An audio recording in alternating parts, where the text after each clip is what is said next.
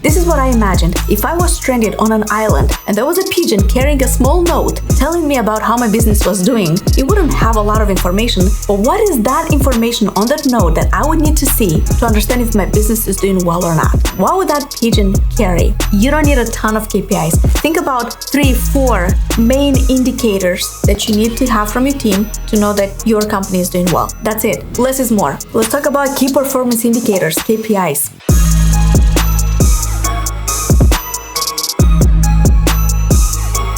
There's no such thing as a perfect business. Every business has its issues. Every business has, well, not every business, but most businesses have a team. And a lot of issues stem from the fact that the team is not being held accountable to the metrics. So let me tell you a little bit about my story. I have a wonderful team of virtual assistants, and they all send me reports at the end of the day. They want to do a good job for me, and they send me all of these details, exactly what they worked on, exactly, to a T, what they worked on during the day, which sounds great in reality, but in practice, it's actually very confusing because I don't see the big picture. Why are you sending me that information? This is what I imagined if I was stranded on an island and there was a pigeon carrying a small note telling me about how my business was doing. It wouldn't have a lot of information, but what is that information on that note that I would need to see to understand if my business is doing well or not? What would that pigeon carry? And I realized that the reports my team were sending me are not only long and it takes a lot of their time and a lot of their mental capacity, but it's actually not what I need. Not only that, but I also didn't understand why they're doing these actions. What are we trying to achieve together as a team? So my biggest struggle at that point was I don't want to create a group of people that work for me. I want to create a team. A group of people is when everyone is doing his or her own thing and they don't interact. A team is when everybody works in sync for one common goal. And this is what was lacking in my company. So once I understood that KPIs are an issue,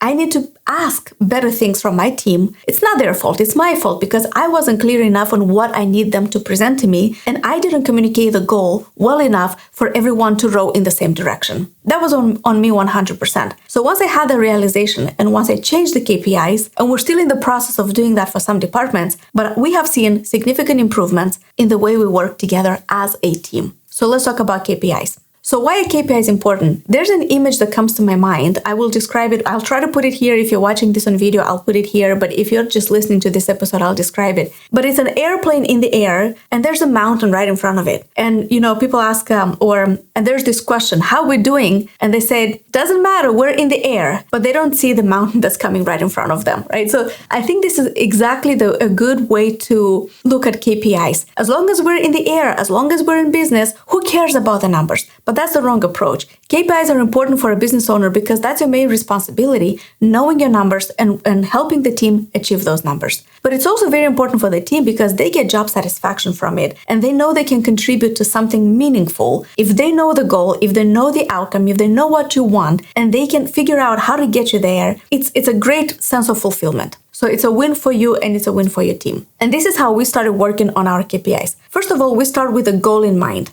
You're going to have the vision, the outcome, the goal. What do we want to achieve? Let's say, for example, we want to increase the number of leads by 20% in the next quarter. Great goal. Okay, now from here, we're going to break it down into specific actions. What exactly does it mean? How are we going to increase that number by 20%? How are we going to get 20% more leads? Well, we're going to run campaigns. We will do this in marketing. We find where our leads reside. Maybe we'll reach them through networking. Maybe we'll reach them through campaigns. And then we'll send them emails. And then we will follow up with the leads. And we need to combine all those leads, put them together in a database where we nurture them, where we follow up, where everything happens, right? So that's the path how you get that. So now that you know the exact actions that need to happen, you're going to break them down into responsibility. This is where the virtual assistant or your employee comes in. What exactly they will do to get to that action. So you see how we started with the goal in mind, then with the actions, and what exactly does the virtual assistant do? For example, for lead generation, it can be something like the virtual assistant will spend 2 hours a day researching potential lead websites, potential targets where we can find our leads. And then for email outreach, it can be something like the virtual assistant will draft and will send 20 personalized emails to the new leads. For follow-ups, the virtual assistant will pick up the phone and will call each of these leads,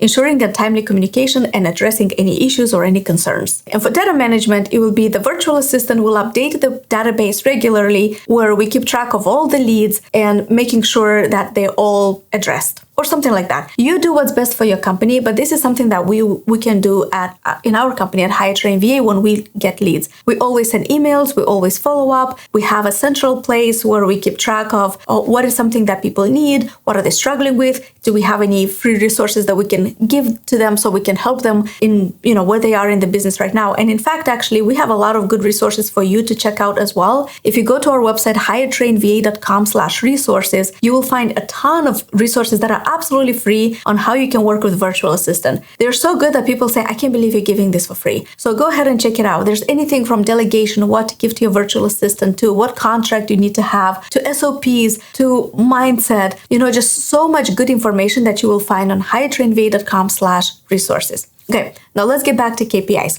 But I think you understand the idea, right? Again, you start with the outcome, you determine the actions that need to happen, and then you determine what exactly responsibilities need a virtual assistant or an employee needs to have to tackle those actions. And then from here on, you will assign the KPIs, or you will put a metric. You need to have a number in mind. Every person in the company needs to have a number. Even the person who answers the phone needs to have a number. Like, for example, you pick up the phone, so it shouldn't ring more than 3 times, right? Even that should be accounted for. When people have a number, things move faster and they move smoother. So let's get back to our example. Our goal is to increase leads by 20% in the next quarter. And these are the KPIs that you can set for them. Of course, the KPIs have to be realistic. So for number 1, lead research. KPI, number of leads added to the database weekly. Target, 50 new leads per week. Email outreach. KPI, number of emails sent daily. Target, 20 emails per day. 3, follow-ups. Follow-up rate, which is the percentage of leads that receive a follow-up. Target 100% follow-up rate within 48 hours. And 4, data management. KPI is accuracy and completeness of the lead database. Target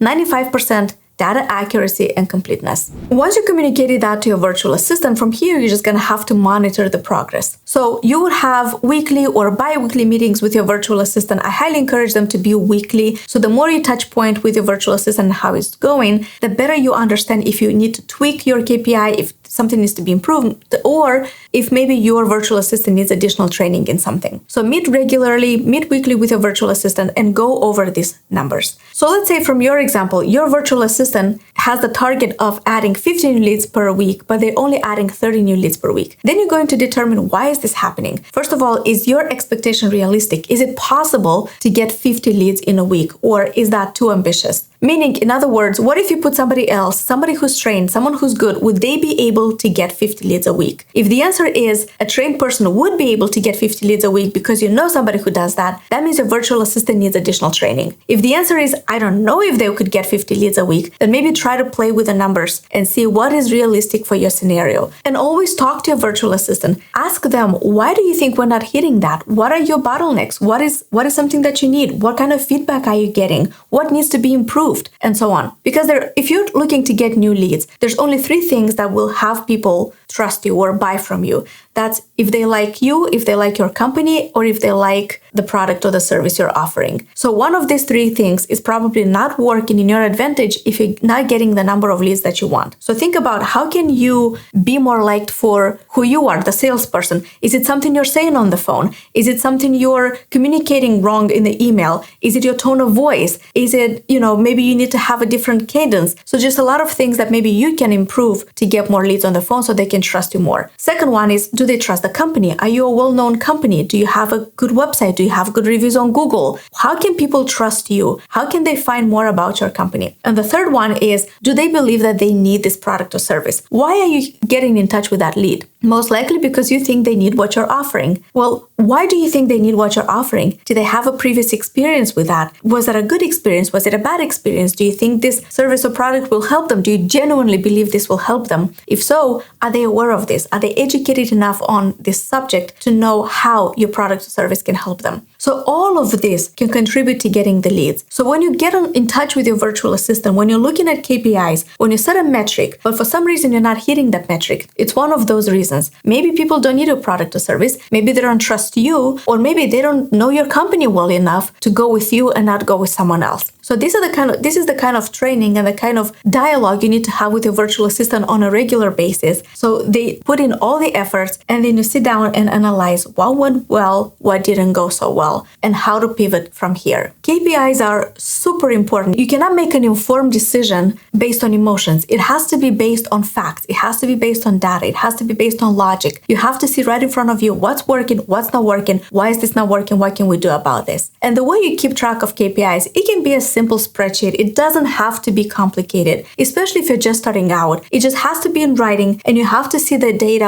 on a weekly basis. Ideally, you want to see it on a monthly basis. Ideally, there's so much more you can do. In fact, we actually have a KPI Beast program, a KPI Beast spreadsheet that you can find. I'm going to leave the link here in the resources, but it is absolutely phenomenal what you can do with this. You can see the data on a daily basis, on a monthly basis, on a weekly basis. You can see performance review. You can see how many goals your team has, how they're hitting those, and you can just copy it and put it in, use it for everybody in your company. I will actually leave a link here in the description with a discount if you're getting this by watching this episode today. So make sure to get it, make sure to look at it. And if you're just starting out, I don't want you to think, oh, since I don't have a robust KPI spreadsheet, I can't start tracking the numbers. This is not true. Don't add more friction to yourself. Start with something small, but as you scale, you will need more clarity on your business. You will need to see where you're steering this ship, where you're going, where you're flying to. Again, if you go back to that image I described earlier with the plane being in the air, you need to understand where you're flying towards or where you're heading towards. Okay, so just make sure to check the resources below. This is what, again, just kind of to recap about KPIs, start with a goal in mind, divide it down into actions, and then into responsibility, what exactly the VA will do. And then from here, you assign a number. You don't need a ton of KPIs. Think about 3-4 main indicators that you need to have from your team to know that your company is doing well. That's it. Less is more. Trust me, less is more. It's more focused. It's more exact. And imagine being stranded on an island and you have that pigeon giving you these 4 numbers to tell you that you're on track with your goal. Thank you for tuning in. I'll see you next time on the same show. I'm Valentina Brega. See ya.